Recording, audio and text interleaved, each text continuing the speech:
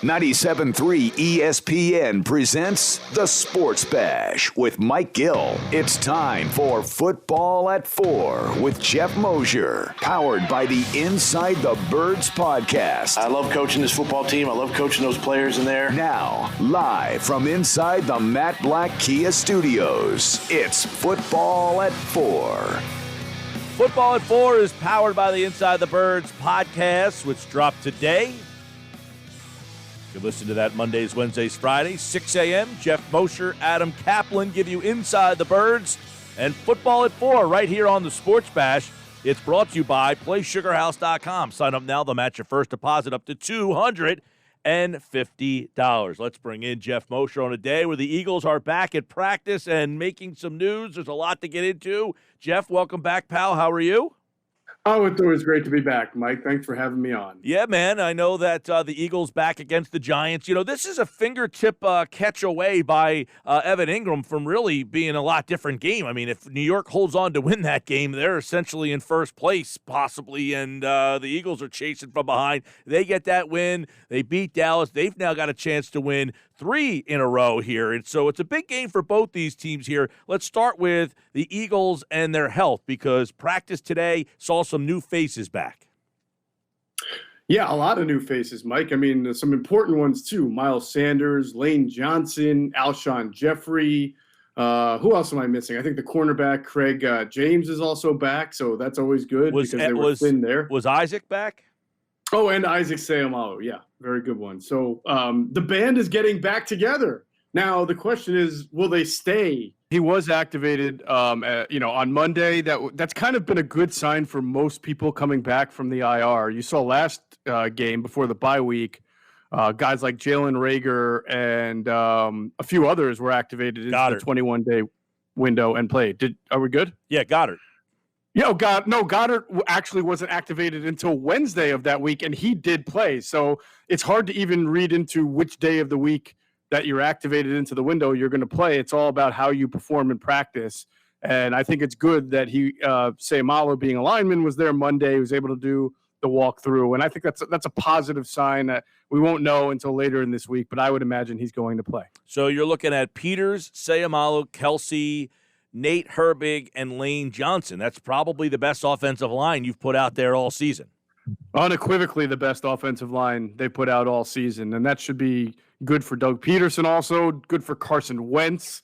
You have a lot more athleticism on the offensive line now with Seumalo at left guard and Jason Peters there at left tackle, and I hope that means that Doug Peterson can do a little bit more things that we wanted to see from this offense with misdirection, movement, and things, now that he has, 4/5 of the offensive line in place. All right, how much of this was Herbig, that they liked him enough to just stick with him at guard rather than keep Mailata at tackle and move Peters to guard? Because many people said, hey, if Mailata had played well, why not just keep him there and move Peters to guard?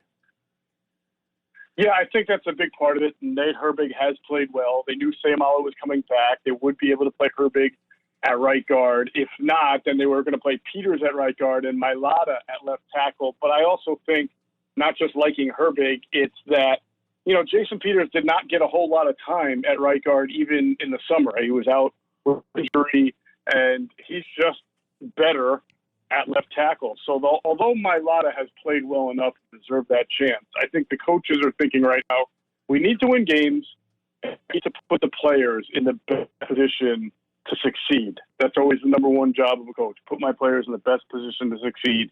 And Jason Peters right now is in a better position to succeed at left tackle than he would be playing an entirely new position and causing more offensive line disruption. All right. Now, yesterday, there was reported, and you had some intel on this, that there was a COVID test from a coach. We do not know who that is, but how that also factors into the preparation this week. They can practice on the field, but the meetings now are all going to be virtual. That's correct. All virtual meetings, other things that would normally bring them together in the NovaCare complex, they will be doing differently.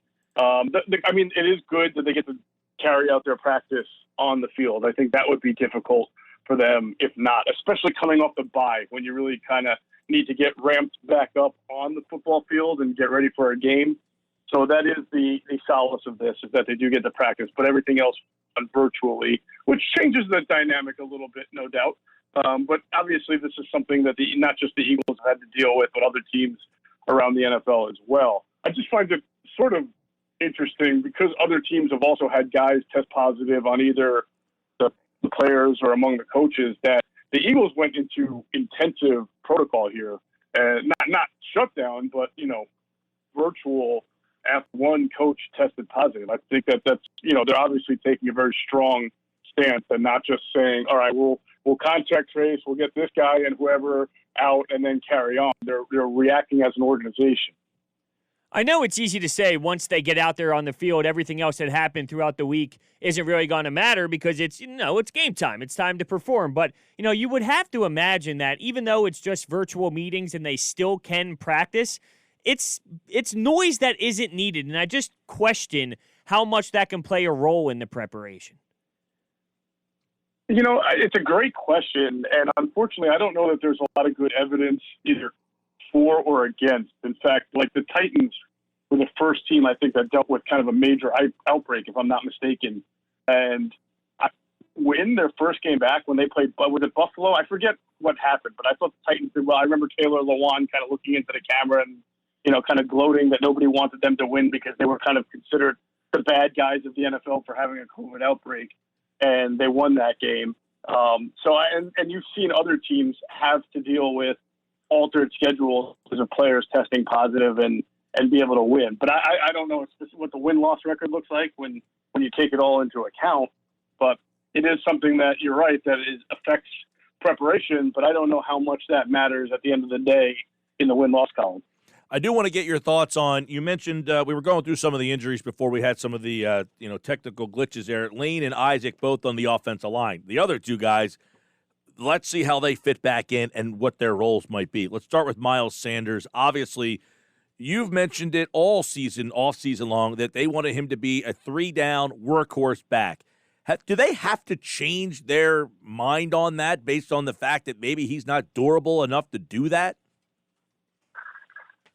Yeah, that's a fair question. I don't know that they can make that determination right now. He is by far their best running back, and maybe if they had a little bit of a deeper running back core, they would be prone to taking some reps away from him. But I don't know that they're going to view this injury as anything more than just, coincidence or the life of an NFL running back and make any kind of adjustments. But I do think, though, Mike, that it's fair to say that Boston Scott just didn't seem to be, producing a whole lot as the number 2 when Miles was healthy. But he certainly was able to do more when he was the number 1 guy against New York and Dallas. And I feel like Doug does need to figure out a way to make sure that this doesn't just go back to Miles Sanders gets a lot of the reps, and then when you do put Boston Scott in the game, you don't get as much. They've got to figure out a way to keep Boston Scott involved in the game plan so that he's not sitting for a whole long period of time, therefore not as productive when he does touch the ball, because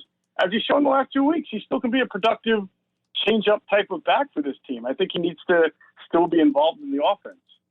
Yeah, it seems like it's weird. I was having this conversation earlier that Doug, it's almost like he has plays that he wants to call, and he's like, you know what, when I want to call this play in this spot, but I don't have this guy, and he makes that play work. So it's almost like he scales back his playbook so much, and that when everybody's at full disposal, though, he can't utilize those players in the same role that he did when the other guy wasn't there. Like the situation just doesn't come up to get Boston Scott in the same role because Miles Sanders is there. So I feel like he has trouble when he has almost too many weapons.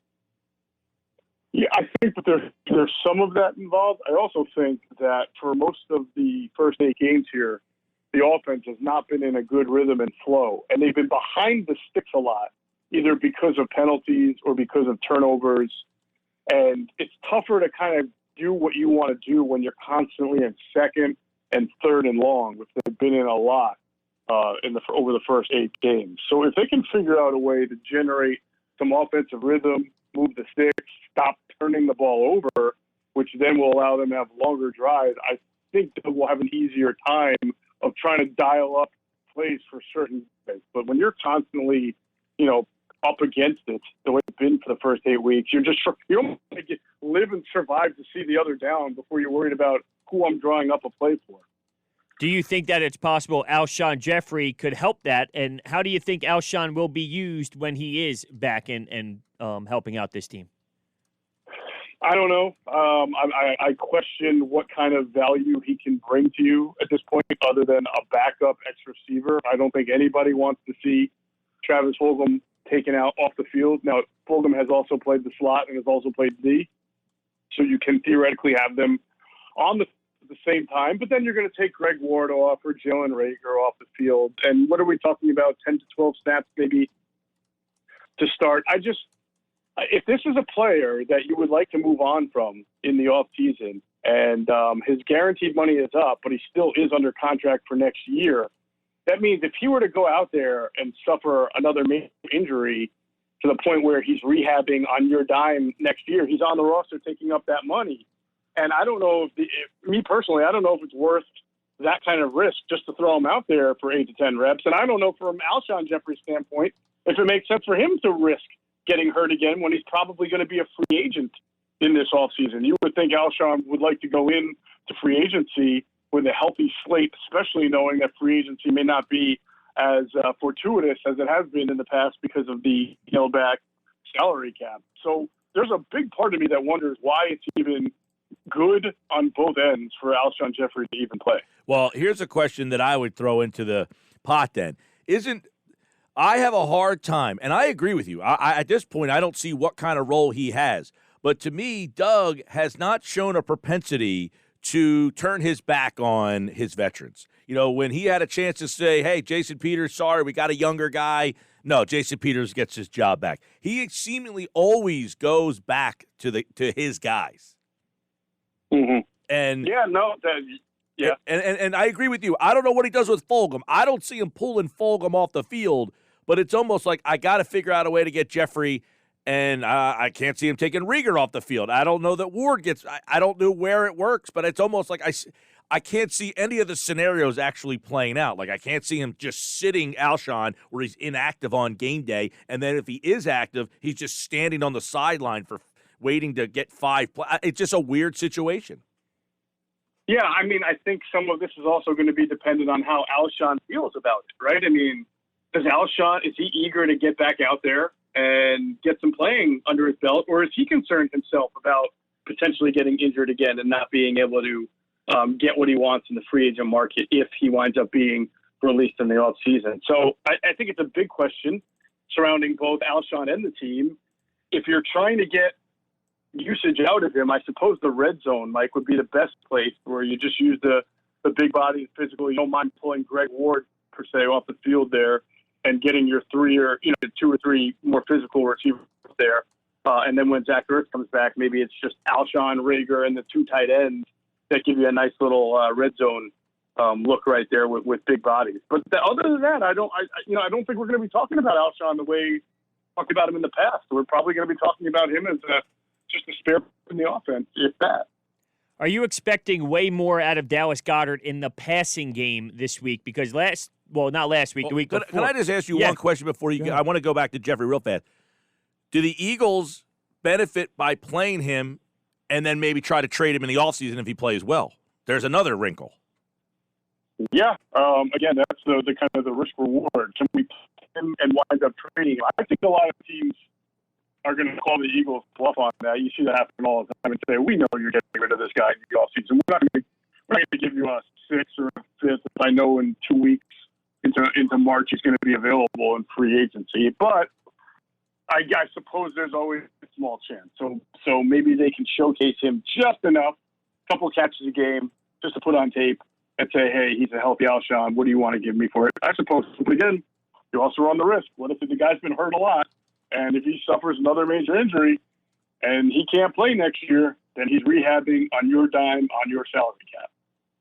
Yeah, it seems like that's definitely more of a high-risk, low-reward type situation. But going to Dallas Goedert, a couple of weeks ago when he came back, he wasn't as impactful as I thought he would be in the passing game. Do you anticipate that changing this week? I would certainly think so. I believe, he was part of the – they did a lot of downhill running against Dallas, going under center even, which you don't usually see a lot of from the Eagles offense. But they had a lot of downhill-style runs, and Dallas was used because he's good at it as an inline blocker. I believe he only had 2 targets. One got negated by a penalty, so just 1 target on the stat sheet. But I would have to think now, a week later, more time, 2 weeks, really, time to rest, that he goes back to being a pretty dynamic weapon in their offense. All right, Jeff, I got to get your thoughts then today. I know you were tweeting away about it. Doug Peterson, yesterday, Brett Favre mentioned he would have kept Foles, asinine, over Wentz. Today, a chance to kind of put it to bed. Peterson just fumbled this one all over the place to the point that, look, Rob Maaddi does a great job. It's not his job to save Doug Peterson from himself. I mean, I give him credit for helping the guy out, but that's not Rob Maaddi's job. Peterson needs to put that. I thought he did a terrible job of sticking up for his quarterback. I completely agree with you. The first time he was asked about it, I thought his answer was a little weird, but I didn't tweet it. I didn't make a big deal of it. He said, I respect Brett's opinion, but I'm not there with it, or that's, I don't even, it's basically, I just respect his opinion, but whatever. And I thought, well, respecting an opinion that is kind of inflammatory towards your quarterback was a weird phrasing of what we've known Doug to kind of not always, win the press conference. So that was kind of strange. I think 99 out of 100 times a coach is going to say, Brett's entitled to his opinion, but we went with Carson because Carson's our guy. I mean, Doug didn't take the more conventional route that most head coaches would take. Not a big deal first time, whatever. But then Les Bowen asked a question, and I thought it was fair. And Les basically said, look, Doug, I just want you to clarify, you don't agree with this opinion, correct? And then that's your second question. Now Doug has to have the radar saying, oh, maybe I didn't, really clarify that with my first statement. And I'm going to say now, Carson's my guy. Brett's entitled to his opinion, but Carson's my guy for a reason. And no, he just said, I respect his opinion, and moved on. And it's just weird for a head coach to respect an opinion that is inflammatory toward the starting quarterback, a star player. And so I agree with you. I thought Rob tried to kind of lead him into the back to salvation there, but by the time it was already done. The damage was done. Well, Les tried to walk him into salvation, and he didn't take it. I mean, Les was like, you don't actually agree with Favre, do you? And he's like, I respect Favre. I mean, I was like, oh, man, really? Yeah. Like, you're letting this thing linger. It's like, and Broads asked this, to me earlier. I'll ask you, it's like the team almost goes out of their way not to be supportive of Wentz sometimes. Yeah, and this is where I struggle with is Doug just not trying to throw Brett Favre under the bus because they're friends, they're former teammates. I'm sure they talk, but when you do that, if you're trying to play both sides of the fence, which is something I can see Doug doing because he doesn't want to be confrontational, you really leave open to interpretation for fans to think, well, we know you're friends with Brett Favre. What are you saying to him behind closed doors? You know what I'm saying? Like that's what it at least leaves open to interpretation because they know that and Doug are close. So I thought it was really important. It should have been important for Doug to just slam the door on it with stronger verbiage. Definitely. The first or second time. Yeah, and I just don't understand, hey, you have friends you don't agree with. I'm sure you have text message battles with your friends all the time you don't agree with. That's what's going on with Brett and I right now. He has an opinion. I respect it. I simply don't agree. And boom, McManus' question is it, and we're way past this. I feel anyway. And how easy would that have been to say? Like he said, Brett's entitled to his opinion. He's a friend of mine, but Carson Wentz was my guy from the beginning, and he is now. End of story. Yeah. How that's not articulated, not once, but twice. It took three attempts and a real cajoling from Rob Maaddi there to get him to the finish line is perplexing to me. Which, yeah, and again, it's not Maaddi's job. I'm not even sure. Maaddi almost probably was like, let me help this guy out. That's not my question, but I think I need to help the guy. I guess, you'd have to ask Rob that. I thought it was, yeah, I agree with your assessment. That's not Rob Maddie. All right, Geoff Mosher's back on Friday. We'll break down this game. We'll get his thoughts on it. You remember last time the Eagles and Giants played, he felt he liked the Giants in that game. The Eagles came out. They won it. They've won 8 straight times. On Friday, we'll see what Jeff's feeling about this game. Don't forget, the Inside the Birds podcast drops Friday morning at 6 a.m., and you can get the latest one from today right now at InsideTheBirds.com or wherever you listen to podcasts. Geoff Mosher at Geoff Mosher NFL. He, like all guests, appeared via the Boardwalk Honda hotline. All right, Mosher. Thanks, pal. You got it, guys. Thank you. All right, he'll be back on Friday. Adam Kaplan tomorrow. We always get great insight and info from Adam Kaplan. Good stuff from Jeff right there.